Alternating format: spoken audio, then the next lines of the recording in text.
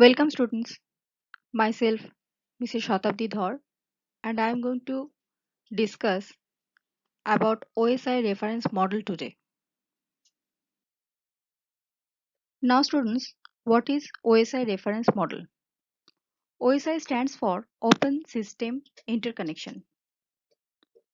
This OSI reference model describes how information from a software application in one computer moves through a physical medium to the software application in another computer. It consists of 7 layers and each layer performs a particular network function. It divides the whole task into 7 smaller and manageable tasks. Each layer is assigned a particular task. Each layer is self-contained so that tasks assigned to each layer can be performed independently.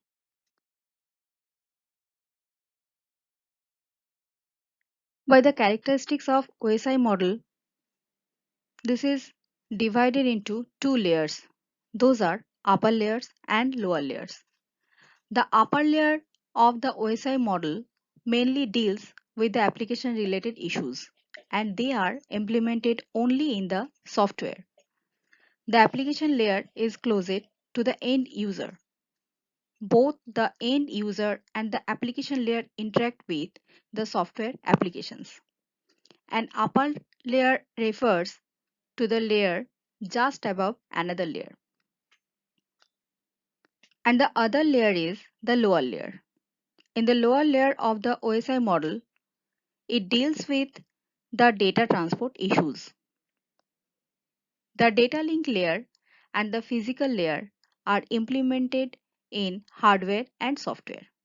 The physical layer is the lowest layer of the OSI model and is closest to the physical medium. The physical layer is mainly responsible for placing the information on the physical medium. Now, also the layers of OSI reference model can be discussed like this picture. The application layer, presentation layer and session layers are totally related to the functionalities of software. So, this can be said as software layers. And the network layer, data link layer and physical layers are dependent on the hardwares. So, it can be say as hardware layers. There are 7 layers in the OSI reference model. The layers are physical layer, data link layer, network layer, transport layer, session layer, presentation layer, and application layer, as you can see in this picture. Now, the first layer is physical layer. The main functionality of the physical layer is to transmit the individual bits from one node to another node. It is the lowest layer of the OSI model. It establishes, maintains, and deactivates the physical connection. It specifies the mechanical, electrical, and procedural network interface specifications. The functions of a physical layer are line configuration. It defines the way how two or more devices can be connected physically. Then data transmission. It defines the transmission mode, whether it is simplex, half duplex or full duplex mode between the two devices on the network. Then topology. It defines the way how network devices are arranged. In my another video of topology, you can see that. Next, another function of physical layer is the signals. It determines the type of the signal used for transmitting the information. Next layer is data link layer. This layer is responsible for the error-free transfer of data frames. It defines the format of the data on the network. It provides a reliable and efficient communication between two or more devices. It is mainly responsible for the unique identification of each device that resides on a local network. It contains two sublayers: logical link control layer and media access control layer. In logical link control layer, it is responsible for transferring the packets to the network layer of the receiver that is receiving. It defines the address of the network layer protocol from the header. It also provides the flow control. In media access control layer, it links between the logical link control layer and the network's physical layer. It is used for transferring the packets over the network. The functions of the data link layer are framing, physical addressing, flow control, error control, and access control. Framing. The data link layer translates the physical's raw bit stream into packets known as frames. The data link layer adds the header and trailers to the frame. The header, which is added to the frame, contains the hardware destination and source address. Next, the physical addressing. The data link layer adds a header to the frame that contains a destination address. The frame is transmitted to the destination address mentioned in the header. Now, the flow control. Flow control is the main functionality of the data link layer. It is the technique through which the constant data rate is maintained on both the sides so that no data get corrupted. It ensures that the transmitting station, such as a server with higher processing speed, does not exceed the receiving station with lower processing speed. Next, the error control. Control is achieved by adding a calculated value CRC, that is cyclic redundancy check, that is placed to the data link layer's trailer, which is added to the message frame before it is sent to the physical layer. If any error seems to occur, then the receiver sends the acknowledgement for the retransmission of the corrupted frame. And the last one is access control. When two or more devices are connected to the same communication channel, then the data link layer protocols are used to determine which device has control over the link at a given time. Now, the next layer is network layer. It's the third layer of OSI model. It manages the addressing of the devices. It tracks the location of devices on the network. It determines the best path to move data from source to the destination based on the network conditions, the priority of service, and the factors.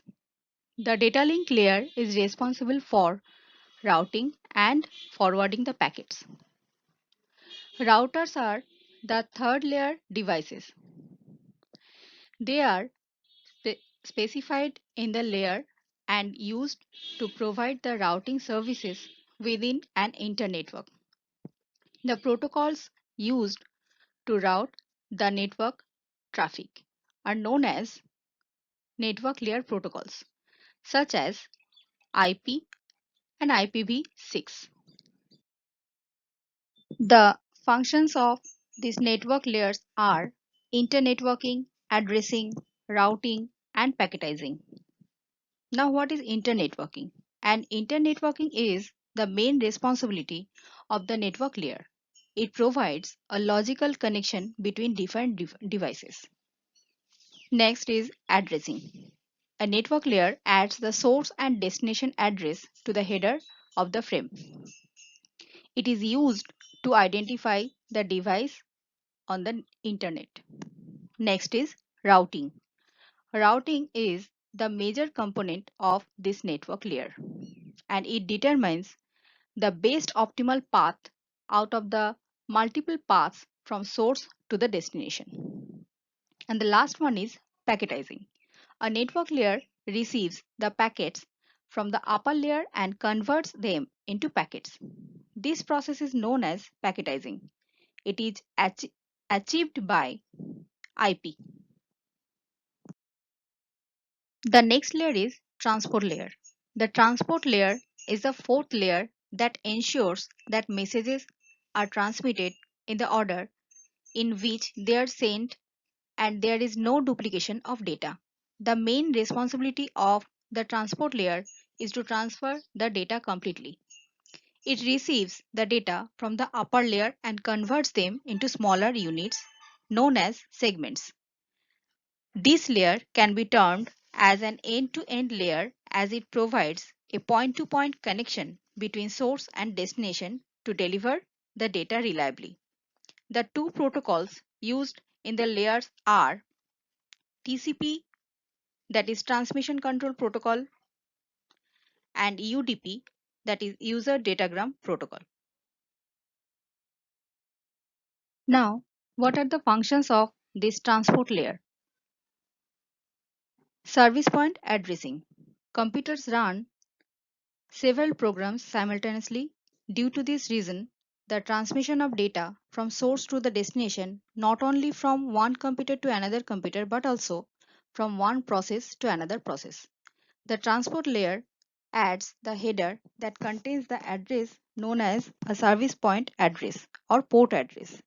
The responsibility of the network layer is to transmit the data from one computer to another computer, and the responsibility of the transport layer is to transmit the message to the correct process. The next function is segmentation and reassembly. When the transport layer receives the message from the upper layer, it divides the message into multiple segments, and each segment is assigned with sequence number that uniquely identifies each segment. When the message has arrived at the destination, then the transport layer reassembles the message based on the sequence numbers. Next, connection control. Transport layer provides two service: connection oriented service and connectionless service. A connectionless service treats each segment as an individual packet, and they all travel in different routes to reach the destination. A connection-oriented service makes a connection with the transport layer at the destination machine before delivering the packets. In connection-oriented service, all the packets travel in the single route. The next function is flow control. The transport layer also responsible for flow control, but it is performed end-to-end rather than across a single link. And the last one is error control. The transport layer is also responsible for error control, which is performed end to end rather than across the single link. The sender transport layer ensures the message reach at the destination without any error. The next layer is session layer. It is used to establish, maintain, and synchronizes the interaction between communicating devices. What are the functions of this session layer? The functions are dialog control and synchronization. Session layer acts as a dialog controller that creates a dialogue between two processes, or we can say that it allows the communication between two processes, which can be either half duplex or full duplex. Now the synchronization. Session layer adds some checkpoints when transmitting the data in a sequence. If some error occurs in the middle of the transmission of data, then the transmission will take place again from the checkpoint. This process is known as synchronization and recovery. The next layer is presentation layer. A presentation layer is mainly concerned with the syntax and semantics of the information exchange between the two systems. It acts as a data translator for a network. This layer is a part of the operating system that converts the data from one presentation format to another format. The presentation layer is also known as the syntax layer. Now, what are the functions of presentation layer? The functions of the presentation layer are translation, encryption, and compression. The process in two systems exchange the information in the form of character, string, number, and so on. Defined computers use defined encoding methods. The the presentation layer handles the defined encoding methods. It converts the data from sender dependent format into a common format and changes the common format into receiver dependent format at the receiving end. Now, what is encryption? Encryption is needed to maintain privacy. Encryption is a process of converting the sender transmitted information into another form and sends the resulting message over the network. Next is compression. Data compression is a process of compressing the data. That is, it reduces the number of bits to the transmitted. Data compression is very important in multimedia such as text, audio, and video. The last layer of OSI reference model is application layer. An application layer serves as a window for user and application process to access network service. It handles issues such as network transparency, resource allocation, etc. An application layer is not an application, but it performs the application layer functions. This layer provides the network services to the end user. Now, what are the functions of this application layer? The functions are file transfer, access, and management, that is FTAM. Next, the mail services and directory services. Now, what is FTAM? An application layer allows a user to access the file in a remote computer, to retrieve the files from a computer, and to manage the files in a remote computer. Next, the mail services. An application layer provides the facility of email forwarding and storage. An application layer provides the distributed database sources and is used to provide that global information about various objects. That's the directory services. Hope by this video you can understand all about OSI reference model and the functions of all the layers of it. Thank you for watching my video.